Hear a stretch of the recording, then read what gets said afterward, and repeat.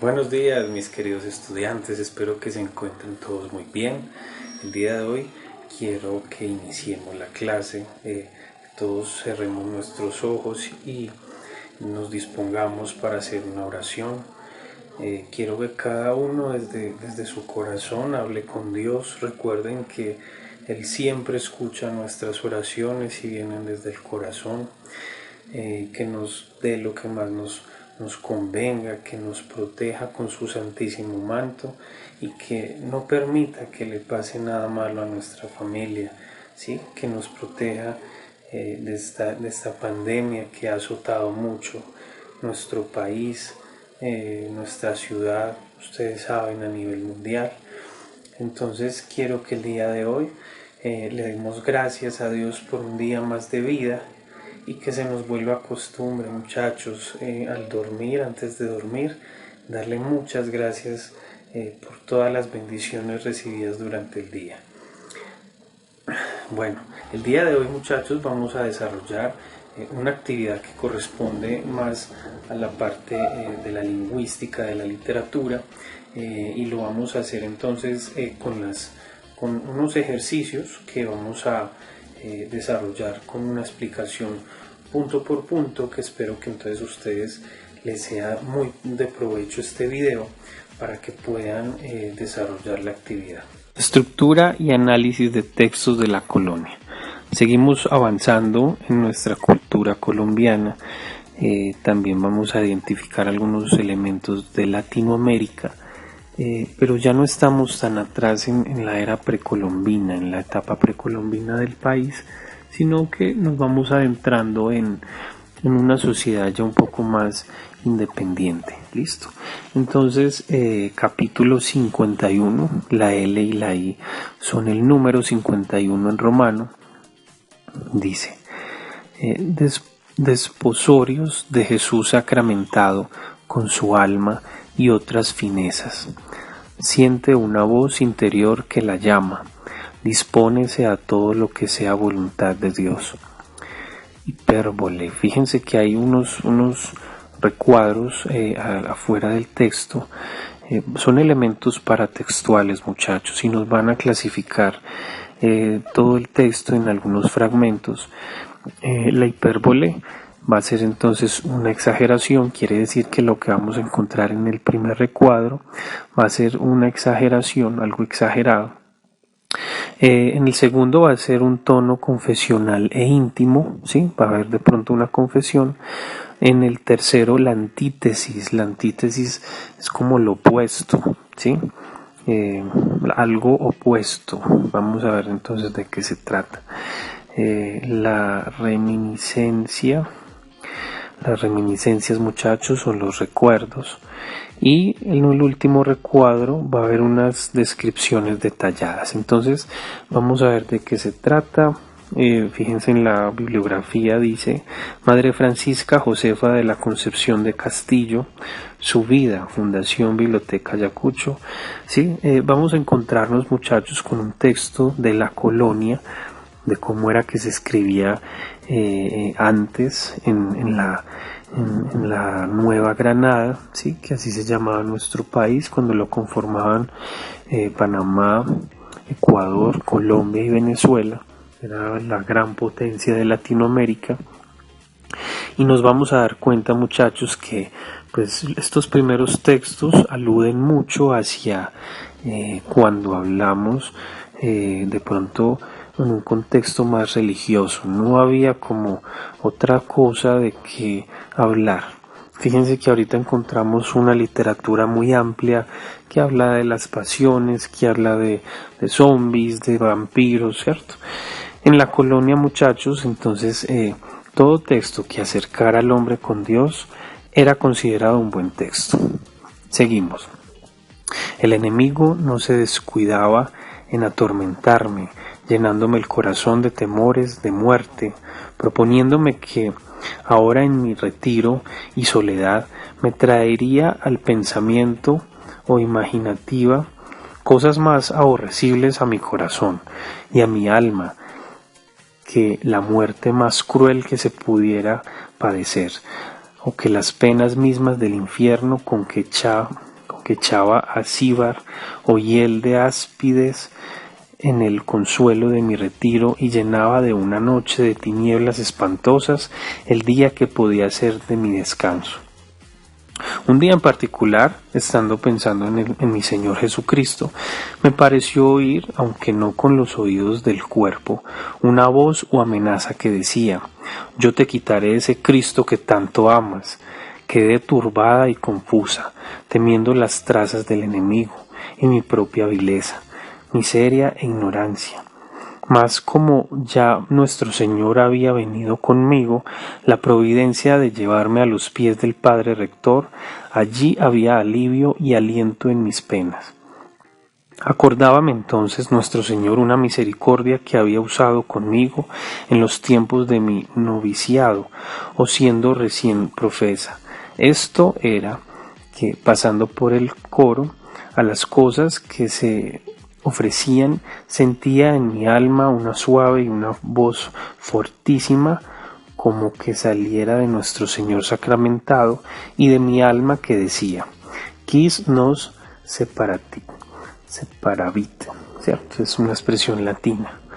«Oh, cuánto mejor le hablaran, Padre mío, en este caso mis ojos, y si aquí me diera licencia la obediencia para no proseguir y solo anegar mi corazón en un mar de llanto, o si el fin de mi destierro será ver propicio el rostro del Señor, o ¿qué será?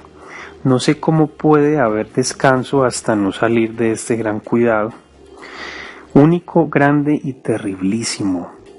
En uno de aquellos días, rezando maitines, me parecía o sentía en mi alma como que se le decían aquellas palabras: «Oh mujer, haremos en ti misericordia», como que salían del Señor, Dios, Trino y Uno.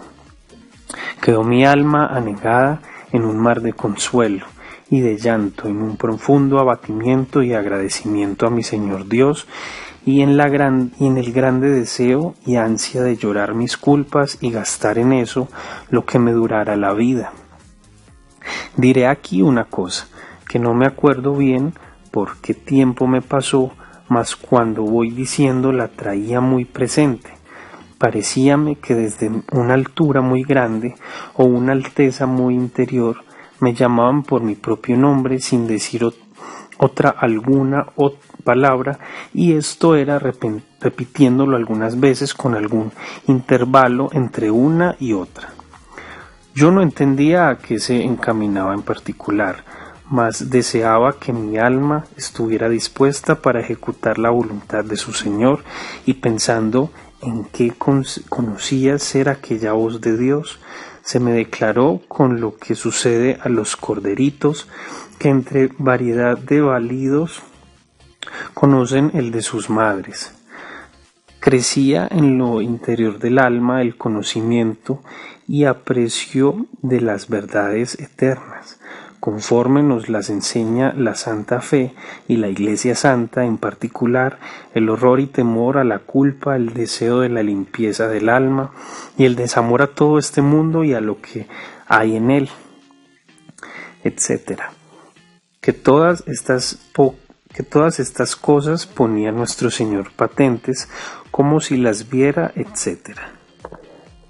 Vamos a ver, muchachos, que es un texto con ciertas características, incluso se me hace muy difícil de leer porque pues es un lenguaje que, si bien pues no tiene arcaísmos, de pronto palabras desconocidas, sí utiliza expresiones como acordábame, que de pronto ya no utilizamos tanto, ¿cierto? Y que pues no permiten que uno tenga un lenguaje, una lectura muy de corrido. Pero sí hay otros elementos que, como les mencionaba antes de iniciar la lectura, en esta época, muchachos, ustedes saben que el primer texto impreso fue la Biblia, y pues ya de ahí se desprende mucho de la literatura, ¿cierto? Ya pues vamos a ver que son textos que van más como por el lado de lo religioso. Y nuestras tierras, nuestra colonia colombiana, sin tener pues como una identidad todavía definida, estos primeros escritores que aparecen replican un poco sobre la cultura que traía España. Dice, para desarrollar tus competencias. En el fragmento de Su vida de la madre Josefa del Castillo, el lenguaje se usa como una herramienta para describir sensaciones y experiencias más allá de lo imaginado. El lenguaje se torna insuficiente para expresar la experiencia, pero es la única herramienta disponible. Se plantea una idea de amor que denota una especie de devoción muy marcada. La mística busca la experiencia de unión con Dios, que es el amado. El amante busca ese encuentro y se siente indignado de él al mismo tiempo. Interpreta. Responde a las preguntas 1 y 2 de acuerdo a la lectura del texto de Josefa del Castillo. Primero, ¿qué estados de ánimo y sentimientos se expresan en el texto? 2. ¿Qué función cumplen las figuras literarias señaladas en el texto que transmiten las descripciones? Muchachos, en el punto 1 vamos a decir entonces qué sentimientos vemos reflejados en el texto. Amor, pasión, no sé, ya ustedes dirán. Y en el segundo punto vamos a decir esas figuras literarias, ¿cierto? Vamos a describirlas un poco. Entonces vamos a poner hipérbole y decimos, hay hipérbole por esto, esto y esto. Listo. También esas descripciones, muchachos, ¿cómo las sienten? ¿Qué transmiten esas descripciones que da la madre Francisca Josefa? Listo. Seguimos. Ya veo, ay Dios, que en varias formas mis enemigos puntuales, la paga de sus servicios se anticipan a cobrarme. Ya me dicen que ya es tiempo de que logren mis maldades el fruto de sus locuras en aquella eterna cárcel. Que baje a prisa ya con ellos a acostarme por toda la eternidad en aquel fuego catre. Y que aun si me queda alguna esperanza de salvarme, ofendo a vuestra justicia, y es esta otra culpa aparte. Y porque es fin, su vista es la postrera. Francisco Álvarez de Velasco. Punto número 3. Con base en el poema anterior, escribe un concepto de la muerte. ¿Cómo se enfrenta la voz poética a la muerte en estos poemas? Fíjense, muchachos, que va a surgir aquí un concepto muy importante y es la voz poética. Si nos remitimos al poema, cuando dice ya veo que en varias formas mis enemigos puntuales, ese ya veo nos va a decir que hay un pronombre tácito ahí. Recuerden los pronombres yo, tú, él, nosotros, vosotros, ellos. Entonces no está presente el pronombre, pero cuando dice ya veo, sabemos que el pronombre es yo, ¿cierto? ¿Quién ve? Yo. Ya veo, ¿cierto? Ya veo yo. Entonces esa va a ser nuestro pronombre. Y la voz poética, muchachos, simplemente es cuestión de que imaginemos de que alguien está pronunciando estas palabras, ¿cierto? Es una persona y nos va a ayudar a comprender el poema. Entonces, en este tercer punto, pues sí, hay una alusión aquí a la muerte, porque de pronto dice la persona que ya entonces está cerca a pagar sus condenas, hay como ciertas referencias al infierno. Él sabe que está condenado, ¿sí? Él sabe que está condenado y no nos dan entonces más información. Fijémonos, aquí en el punto 4, ¿en qué se parece y en qué se diferencia esta forma de ver la muerte con la forma en que se ve en tu época? ¿Sí? Vamos a comparar estos dos tipos de percepciones de la muerte, muchachos, de cómo se ve en el poema y de cómo se puede ver entonces en la actualidad, ¿sí? Si nos fijamos aquí en el poema, es una persona que ya está, él siente que ya está condenado, ¿cierto? No sabemos si lo está cogiendo como con calma o si solamente se está expresando. Y fijémonos que en nuestra actualidad, ¿qué referencias podemos tener frente a la muerte? De pronto alguien dirá pues que pues no sé, puede pasar en la actualidad lo mismo, ¿cierto? Puede que alguien, un condenado a la silla, no a la silla eléctrica, eso ya está abolido, pero si hay la inyección letal, de pronto en otros países árabes a la horca, pueden pronunciar palabras similares. Entonces pueden decir ustedes que no se aleja mucho, o pueden compararlo con otra situación que sí se aleje mucho, ¿cierto? Que contraste un poco más con la apreciación del poema. Vamos a infiere. En el texto de Álvarez de Velasco se propone hablar principalmente de, esta ya es de selección múltiple, dice, el juicio que sobreviene a la muerte y el deseo de salvación. Aquí de pronto en la edición del texto se escapa una E, es como un error, pero no importa. B, la persecución de los enemigos que nunca cesa. C, las características del infierno, de las ofensas que se cometen por ignorancia. Sí, vamos a escoger entonces una de estas opciones, muchachos. Recuerden que si tienen dudas, volvemos a leer el texto y respondemos cuando realmente estemos seguros de que es la respuesta, ¿sí? Vamos a las 6.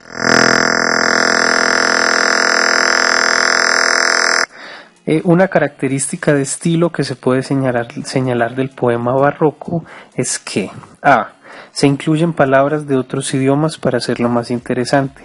B, se utiliza un lenguaje técnico para definir emociones como el temor de la muerte, el amor y la angustia. C, se hace uso de figuras literarias como el hiperbatón, lenguaje elaborado y explora temas trascendentales. D, muestra la maestría del autor para crear una narración atractiva que envuelve al lector en el texto.